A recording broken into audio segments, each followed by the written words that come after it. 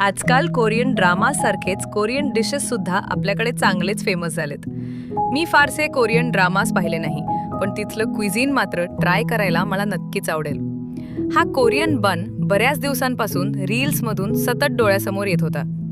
बाहेरून क्रिस्पी, आतून अगदी सॉफ्ट आणि त्यात भरपूर क्रीमी चीज फिलिंग. वरून गार्लिक बटरचा मस्त फ्लेवर. दिसायला इतका टेम्प्टिंग वाटतो की शेवटी म्हटलं चला आपणही करून पाहूया. हा बन मुळात थोडासा गोडसर बेकरी बन असतो, ज्यामध्ये क्रीम चीजची रिच फिलिंग असते आणि वरून गार्लिक बटर कोटिंग दिलं जातं. स्वीट, सेवरी आणि गार्लिकी तिन्ही फ्लेवर्स एकत्र आल्यावर खरंच भारी कॉम्बिनेशन होतं. म्हणून आज कोरियन क्विझिनमधला हा व्हायरल बन घरी करून पाहिला. आणि सांगायचं तर रील्समध्ये दिसतो तितकाच टेम्प्टिंग तो खायलाही आहे.